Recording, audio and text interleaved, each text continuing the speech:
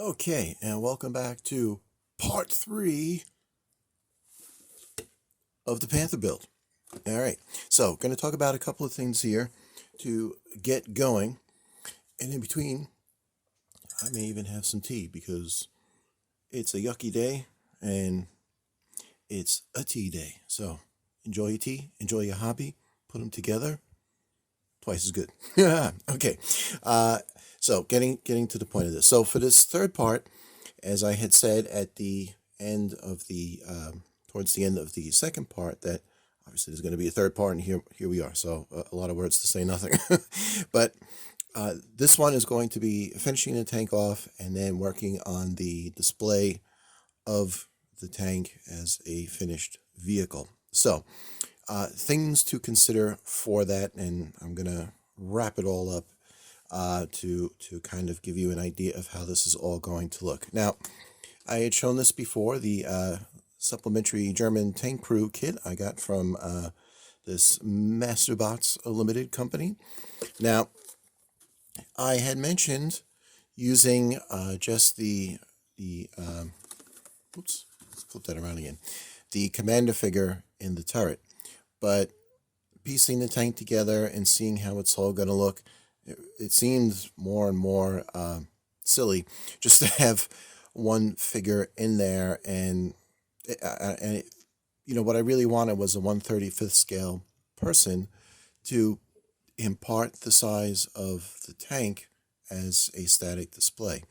So putting the figure in the tank not only looks weird just having this one guy sitting there, even if he's supposed to be like a mannequin in a uniform like you would see in a museum.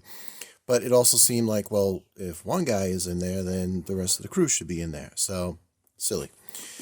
But what I was thinking was, since the figures come in assorted pieces here, what I can do, hopefully, is create a standing figure, which would be the top of the commander, the bottom of the gunner, use his legs, his torso, and head, and however it works out with arms, probably 2 arms like this to get him standing in a fairly neutral position.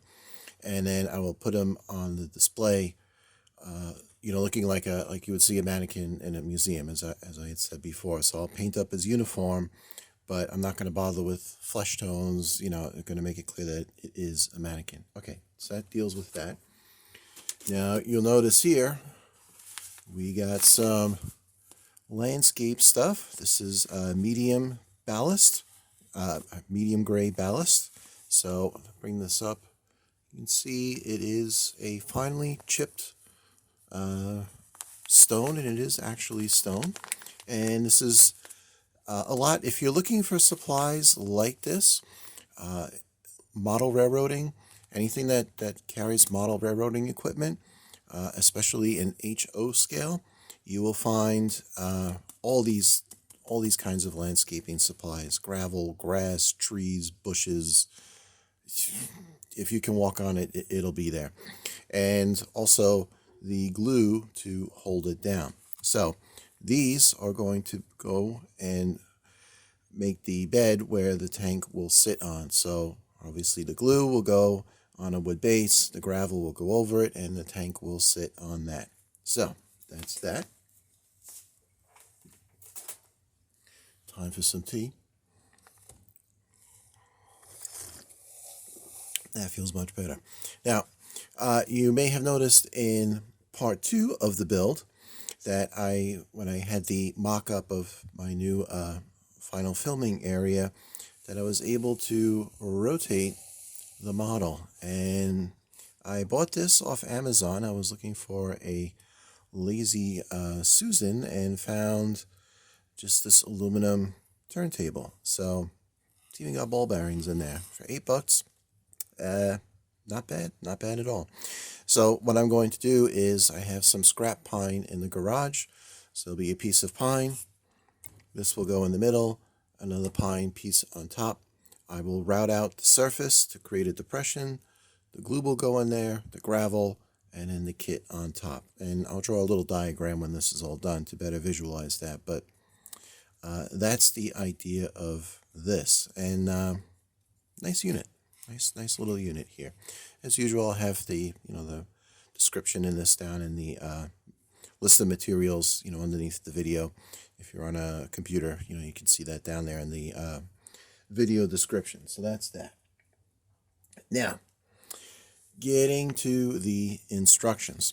In between the finish of the second part and now going into the third part, one of the things obviously to do are the wheels for the tank. So it seems pretty straightforward, and I've looked at the steps I should say, a couple of times, but it didn't really strike me until I actually started looking at the pieces that there's a little confusion here. Now they show you building the different types of wheels.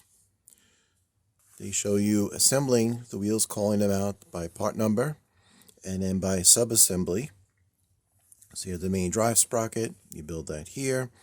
The return roller in the back, you have two different styles you can do. So I'm choosing to do this one. That's all straightforward. But then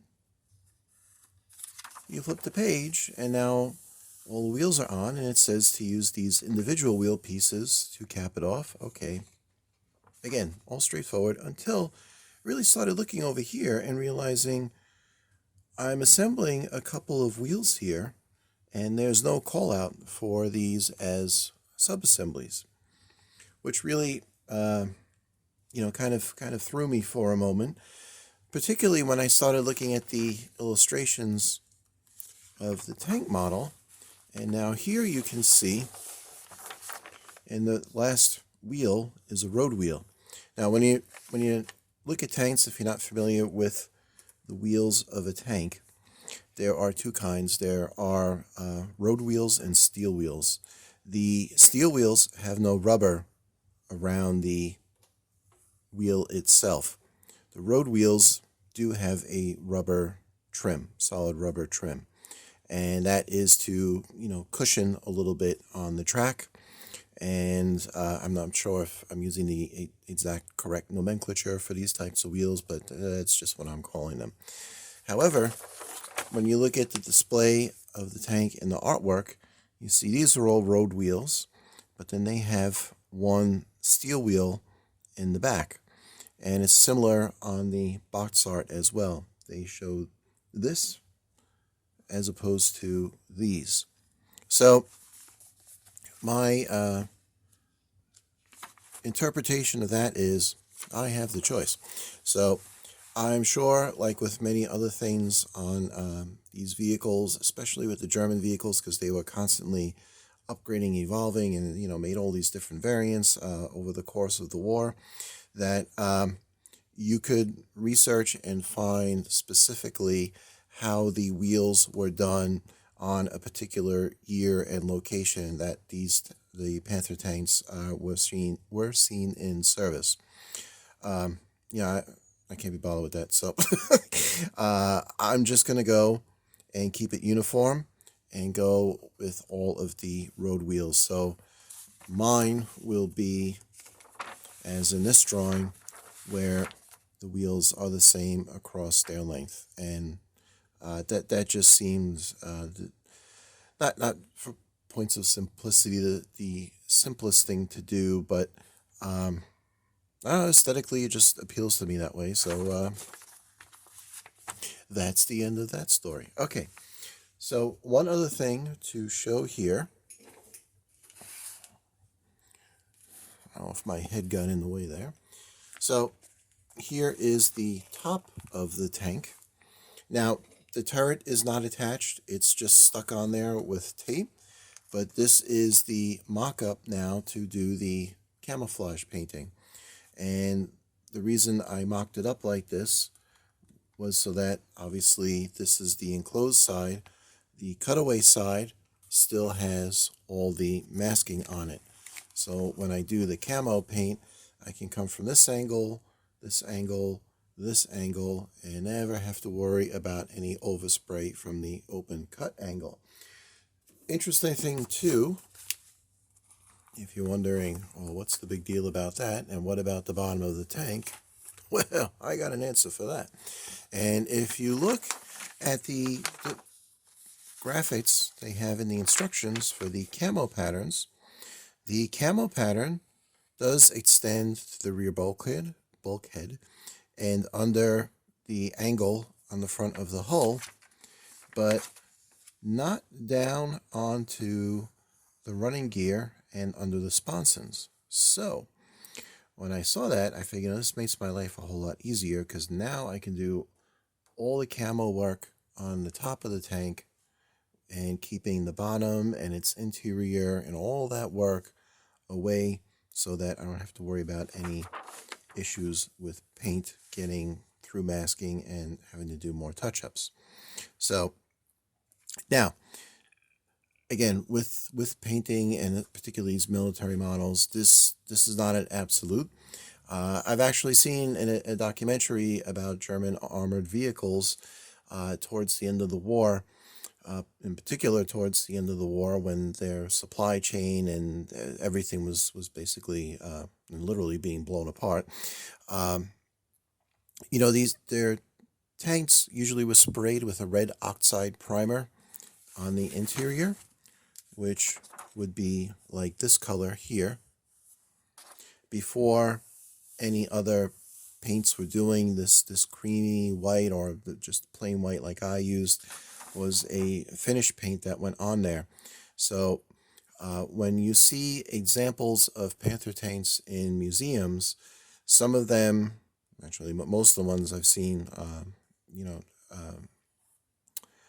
on tank documentaries on YouTube and history channels, whatever, most of the museum displays have the full finished paint with the white and whatnot, but there are other examples that are more, again, towards the last periods of the war, where that was never done. It was just the red oxide paint. Point being, the same was true for the outside of the tank. In fact, towards the end of the war, the vehicles were sent out to their unit depots near the front completely in the red oxide, and it was up to the unit depots to then go ahead and paint the vehicle and apply whatever camo pattern they so chose to do. Which means, for you as the hobby person building the tank as your model, in a way, you could probably do whatever kind of pattern you want to do, and technically it won't be incorrect. The other thing you can do, if you're looking at it and saying, I'd really like to do something like this, but again, the airbrush issue, don't want to buy an airbrush. There are also lots of examples of, well, not lots, there aren't very many examples in the world, period, of this tank, but there are a fair number of museum examples of Panther tanks and other German armored vehicles strictly in the mustard yellow, khaki color, whatever you want to call that, which means you could just buy a can of regular spray paint and do this and call it a day. So you have that option. If you are, a little more sensitive or concerned about the factual detail of what you're doing, that would still be entirely within realm, particularly for a vehicle that has a cutaway hull that would be sitting in a museum. So I've seen those vehicles. I know they exist, so you could do it that way. So there's two items of discussion there. One, a minor rule book, minor instruction book issue with the wheels, because it was a little confusing. So do keep that in mind if you choose to build the kit.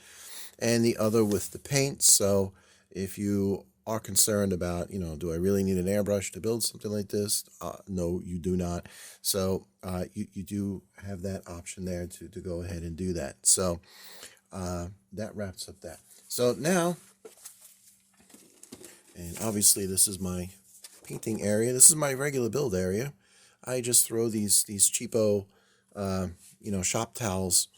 I got, big box store. I put these down over my area. I paint, and when they get gross enough, I just chuck them out, because they're probably less than $1 a piece. So who cares? So keep it simple. Keep it simple. Now, as far as the display base goes, the idea is, so I'll have two rectangular or square pieces of wood, 1 and 2. The turntable will mount between them. So then this will come down and mount on here. Now, as far as the display base itself, I'll draw it a little bit larger here. Again, working with what will be a square piece of wood and just plain old generic pine board. It's nothing fancy. So first thing I will do is go with my router, and after drawing in a border line, I will route out a shallow depth of wood, and that will give me what I was discussing before, the depth to put in the glue and the gravel that the tank will end up sitting on as a final product. Now, the tank will sit at an angle. Just do that as a box. So that will be the tank with the exposed hull in open view here. And then along the front, I'm going to make a little display table, just out of stock styrene. And on that, I am going to mount some of the extra tank shells, the main gun shells. I will mount the other cooling unit.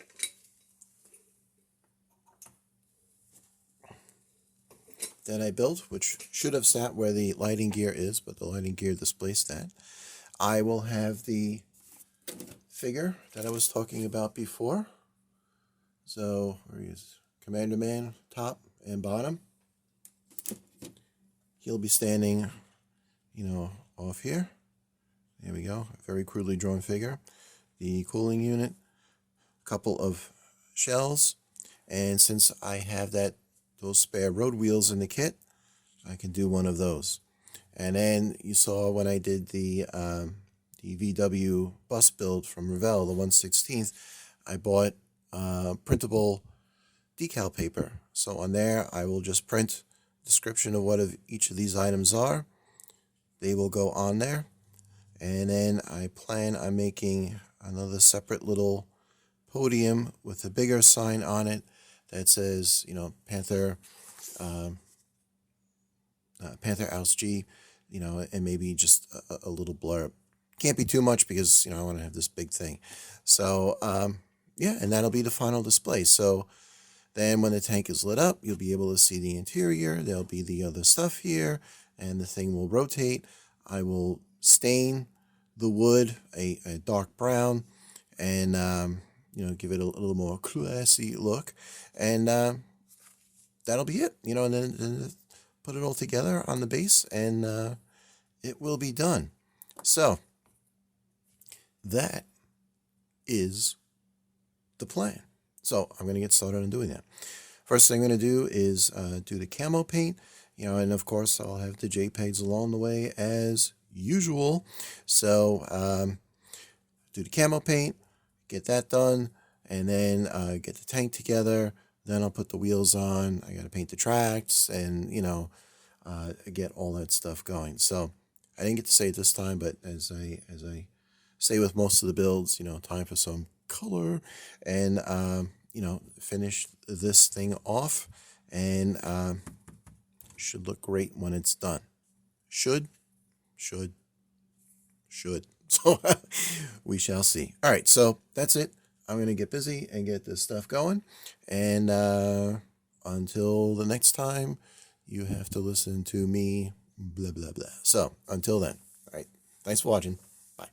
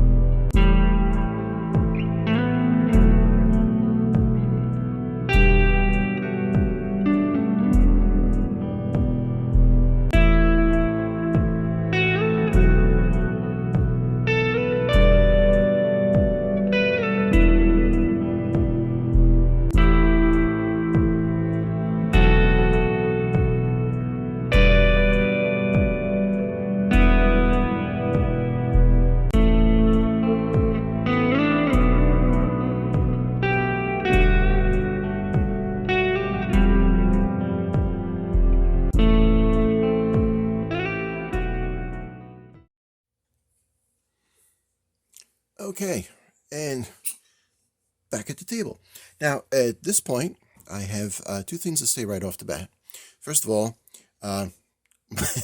my hands are in fact a little orange because I was doing yard work, and the leather gloves I was wearing, apparently the dye in the gloves stained my hands. So no, I'm not in liver failure, and no, I didn't eat 14 pounds of carrots. It's just the gloves I was wearing. So anyway, now for item 2, talking about the build. Now, you don't see a tank anywhere here. I will tell you, spoiler alert, at this point, the tank is actually finished. But I will not show that until the final build reveal, which is going to happen after I finish with the base. And I wanted to pop in quickly here to explain a little bit about how I'm doing that, because even though I had the JPEGs, I suspect it's not entirely clear exactly what I was up to. And that pertains to building this display stand. So as I tried to show in the JPEGs, what I did was cut out some sheet styrene, and then I used some square stock styrene to build up a frame, and then I attached another level, and now I have depth. So it's like a 2-level table surface, and I have putty on there right now. Everything has to be sanded and cleaned up.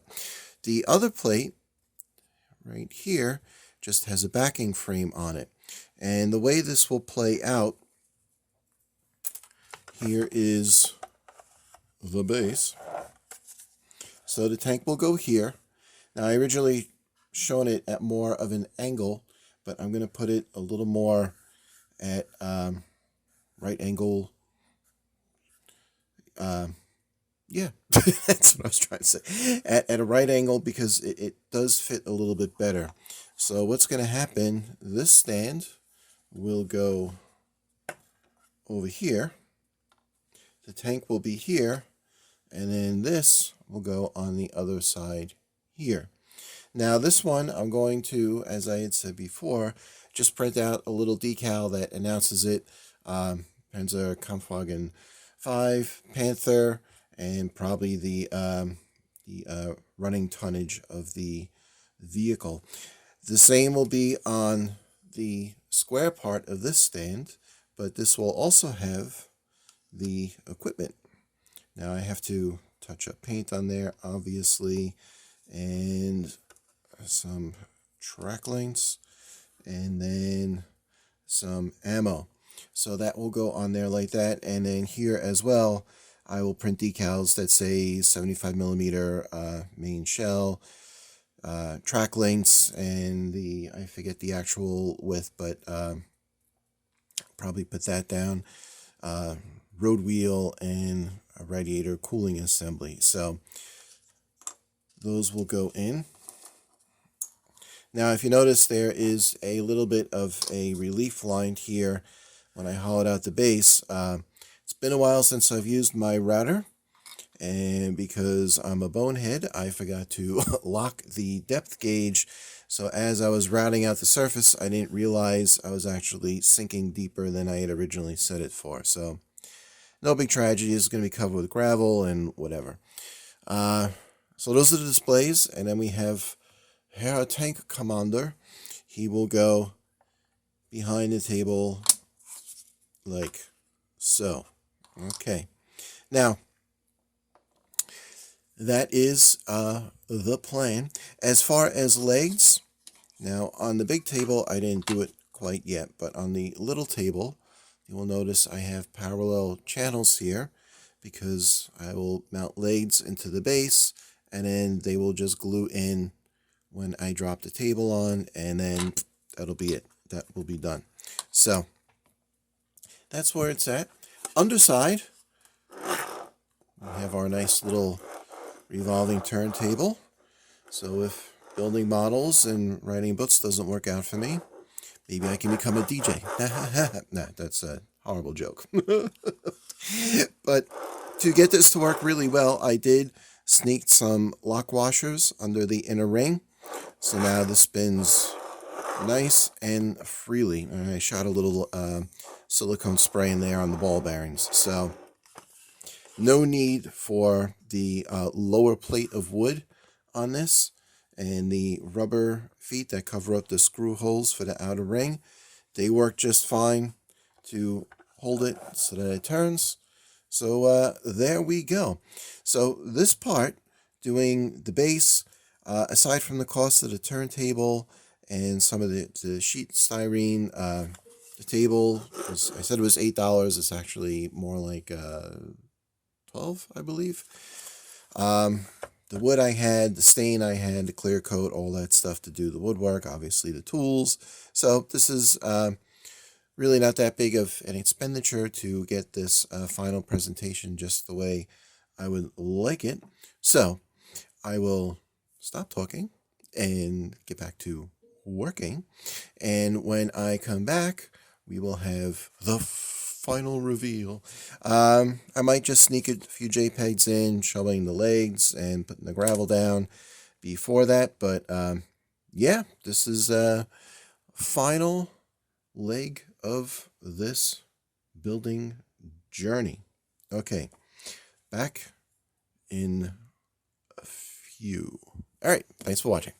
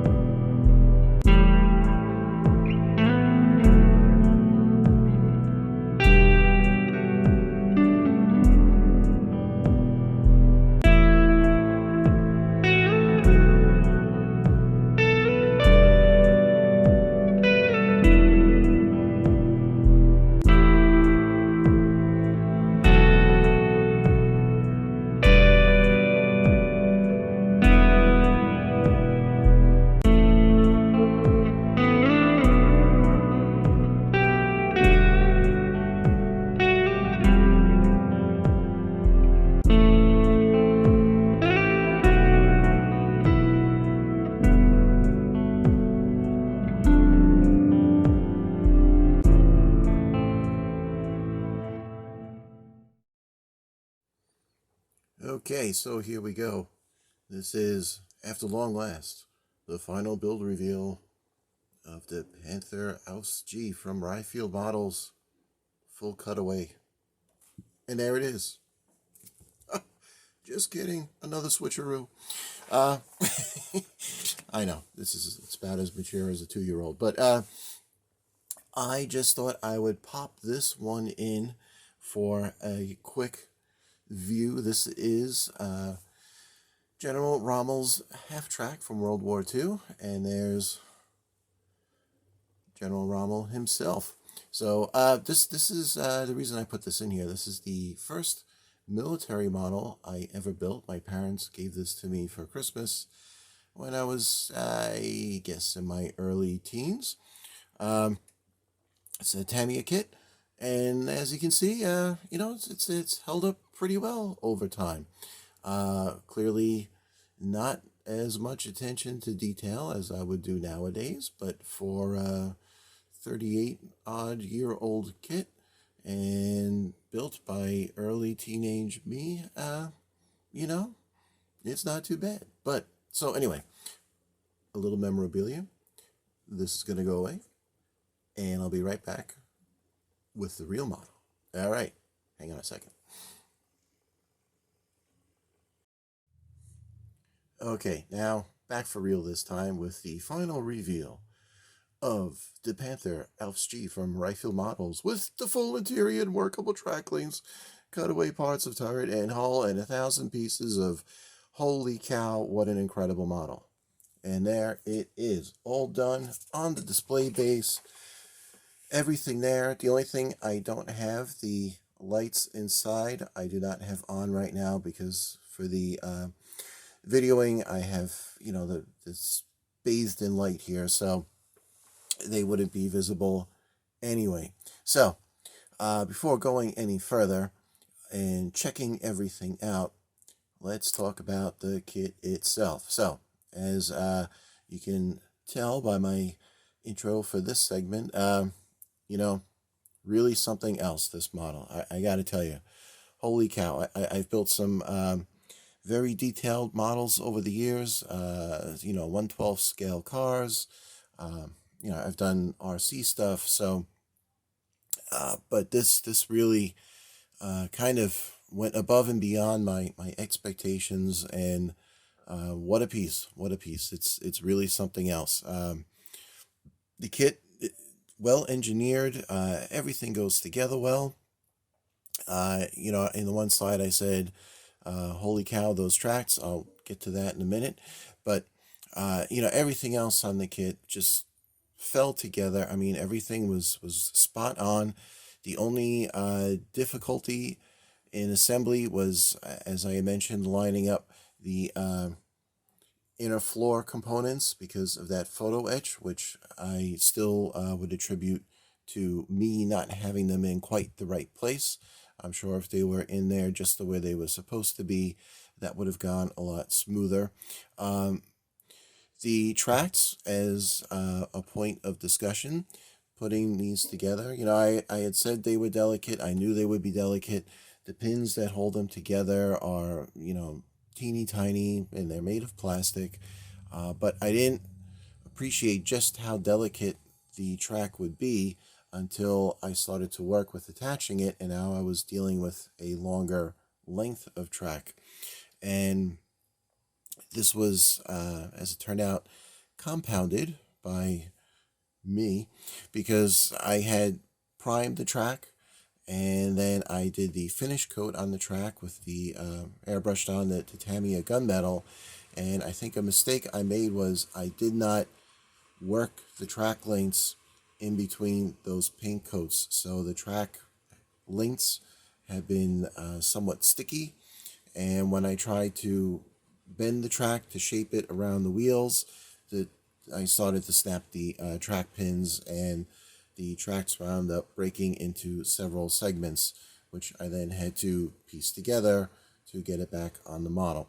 Now, as I had said earlier, even though the track lengths work and you can build it with a workable suspension and the wheels can turn, this is not meant, it's not a toy. You're not going to be driving this thing around and doing your blitzkrieg maneuvers on the living room floor. So the plus and minus of that, I think, is rather negligible. It's more so, I think, having now built it and looking at it and the experience of building it, I think it's more about having all those parts there to give it that realistic look. And in the past, when I built tank models long ago, as I had shown with the half track I just threw up for the little sucker video there, uh, back then, the tank models I built, they came with,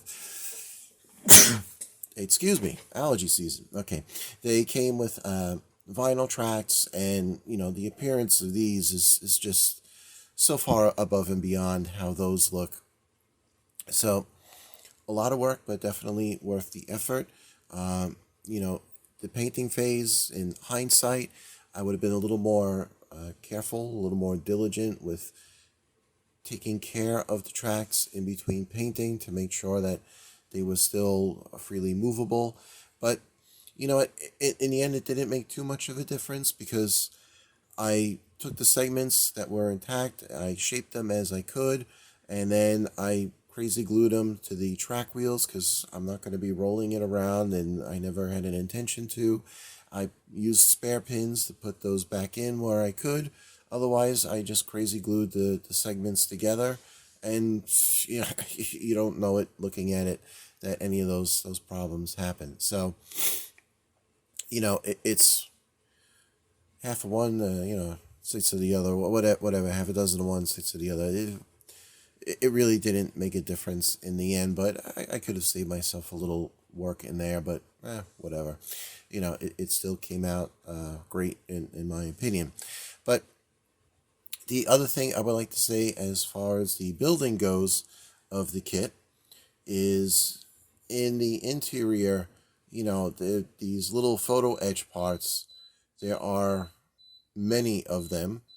I put most of them into the kit, and they are, in fact, painted and installed and done in there. But there were a number of them that I just skipped and did not bother with. And that may be sacrilege to the, diehard scale model community there, but whatever, they can deal with that.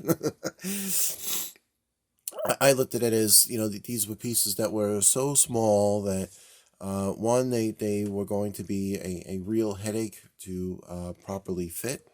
And two, looking at them, I thought, maybe it's my eyesight, but I thought these things are going to go in there. And if I even notice them, or if I could even pick them out, I will probably look at them and think, oh, there's a piece of flashing I forgot to remove. Then see them as an actual piece. And, as I give the little rotation here, obviously this is not, held in your hand to look at, but it really escapes any notice or detection that those little pieces of photo etch are not there. So, whatever. File that in the waste bin. So the other thing to talk about here, obviously the display stand is all done. The tank is sitting there. And this is the main display table that I had fabricated, and I had the JPEGs for right in the, prior to the final build reveal here. And I got to tell you, I haven't done any kind of landscaping, although this is just some gravel. When I was growing up, I had a little model railroad set, and I did some terrain and, like diorama type stuff. And this is my first foray into that since then. But, and this was real simple. It's just a matter of spreading out the glue and throwing the gravel on there, and that's it.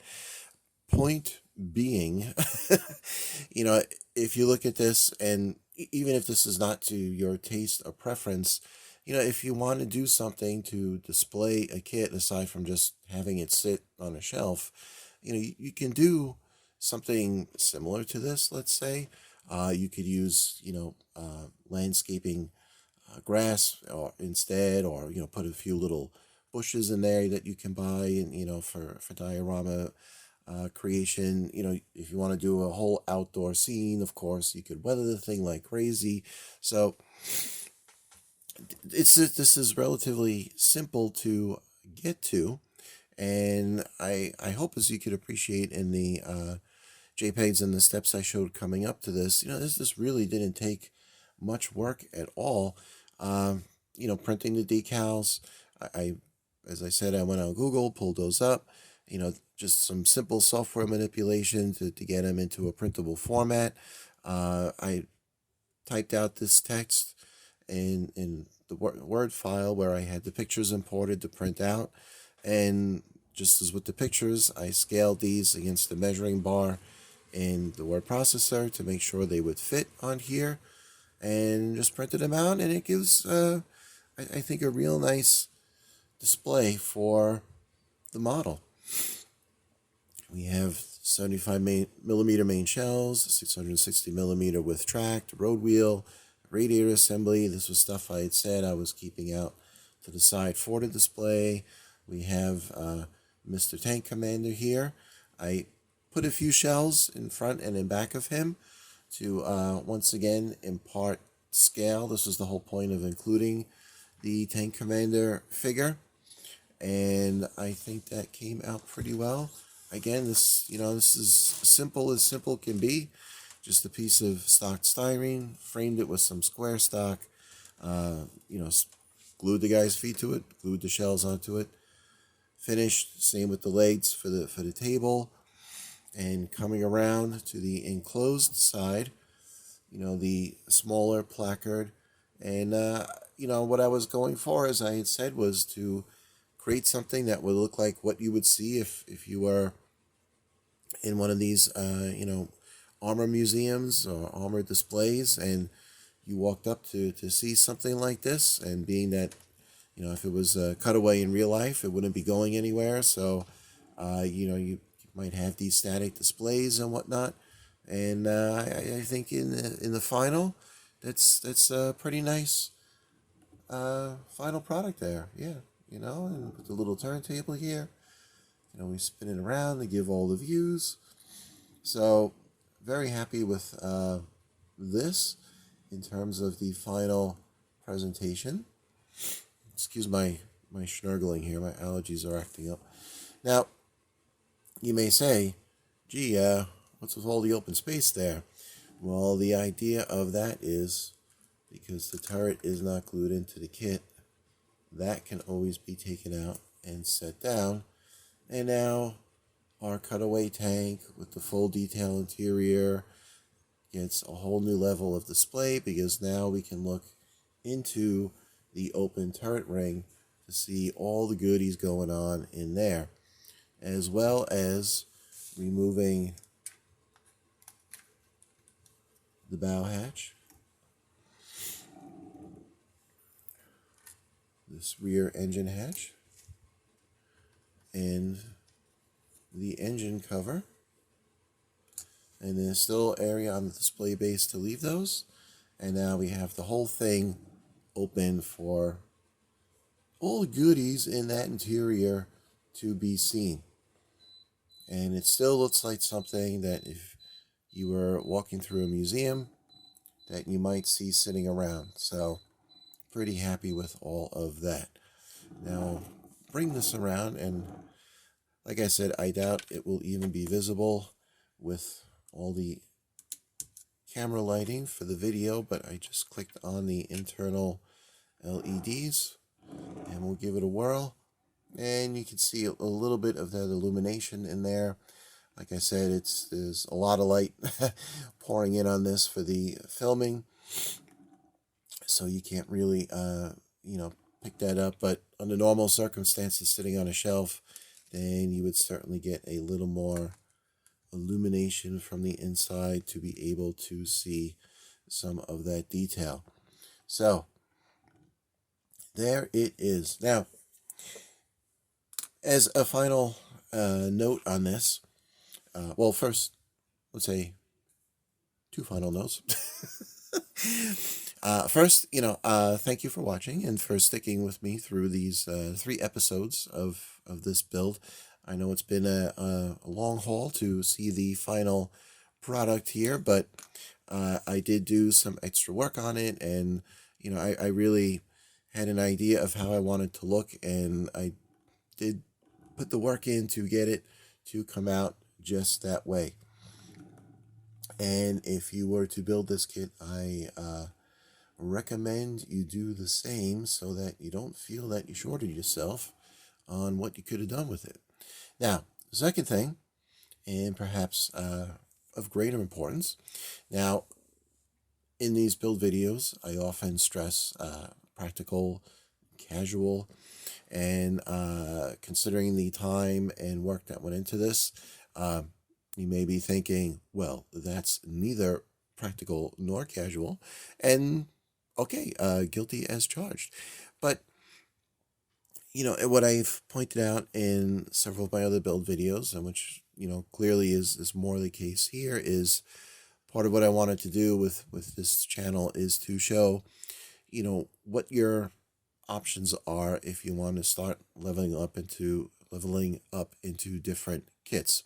I talked about that with the VW bus, with the from Revell, the 1/16 bus, VW bus. I talked about that with the trumpeter hemp tractor, and obviously it's like I said, it's more to the point with this kit. Now, is this a build for a first-time hobbyist? Clearly, no.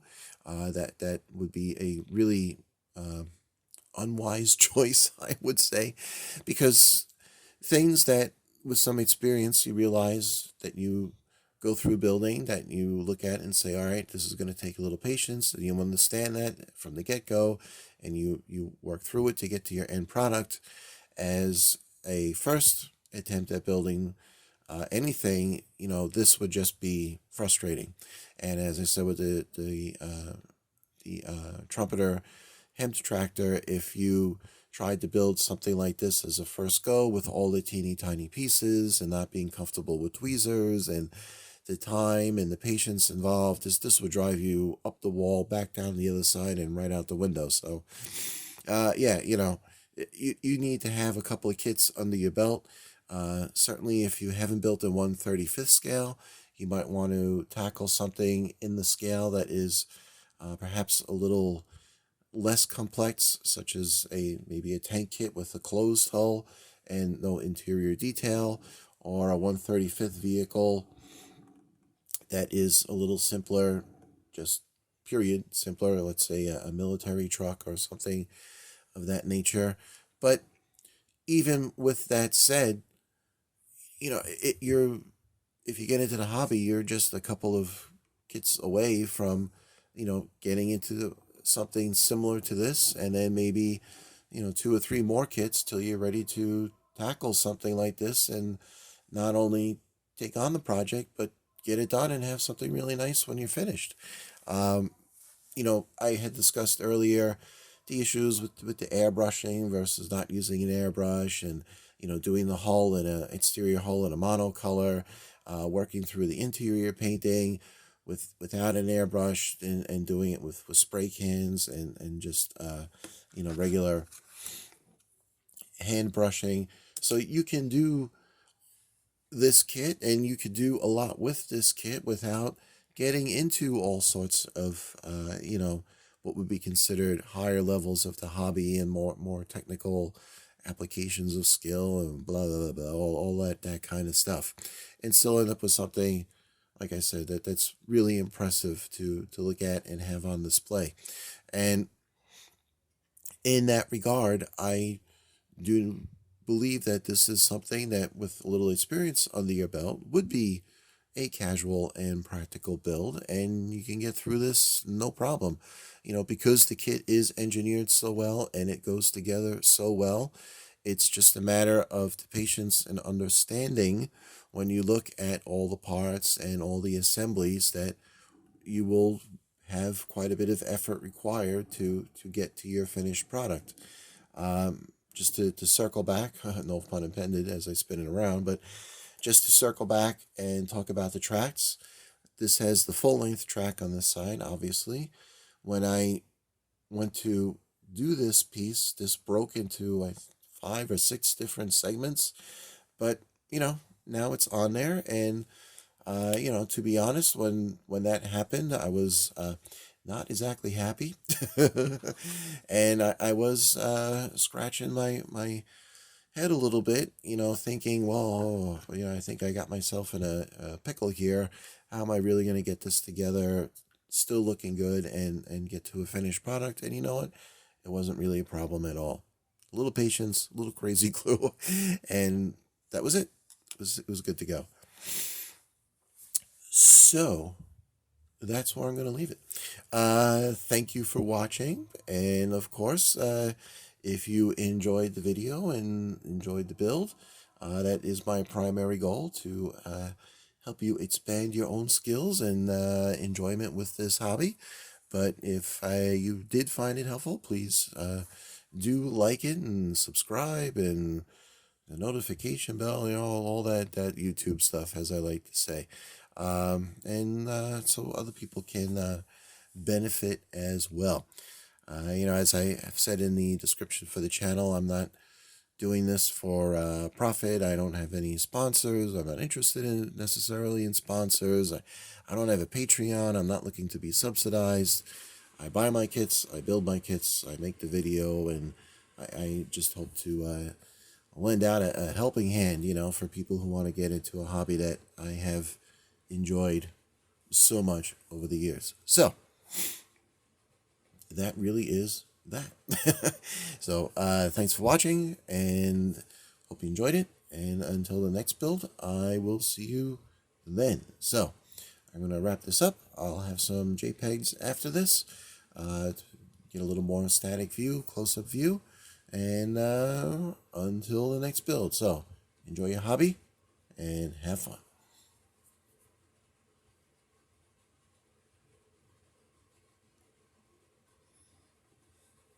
Take one more slow turn here.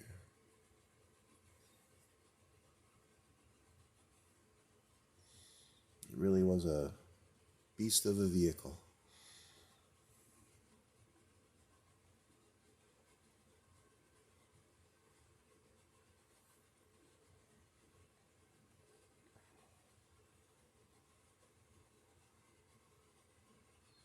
And there we go.